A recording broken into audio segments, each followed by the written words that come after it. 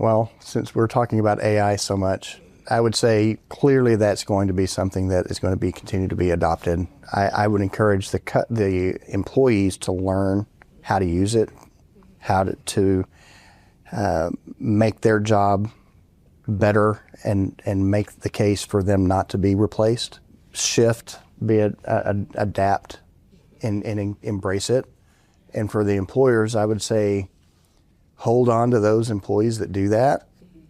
Don't make them go out the door because they're the ones that got you there in the first place. Yes. I would encourage them to create new roles. You're not going to go have a beer, as we talked about earlier, with an AI. You're just going to be with the people that you hang out with, that help you grow the business, that you build relationships with you for years. The second piece of advice I would say is let's say I'm seasoned in this business, is legacy support for these customers is a problem. It is that workforce is going to be gone if they don't start encouraging heavy documentation of their environment, if they don't start encourage training for new people coming in to support it, and then until those trained people get up to speed, give incentives, give creative ideas to cross-skill people to be able to support a newer thing, and then the older legacy that's keeping the business running. That's what I would say that I would encourage customers to think about. Yeah.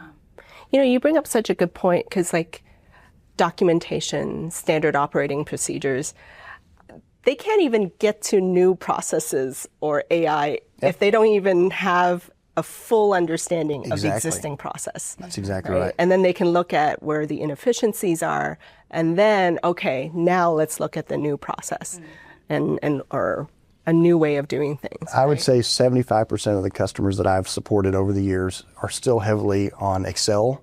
Wow, and run a lot of their environments. 75%. I mean, just there's some. I mean, to a degree, there's so many that are like, yeah, I've got this Excel spreadsheet that supports this, and I'm like, okay, put that in a SQL database or something. But it's amazing. Yeah. And large companies. I believe it.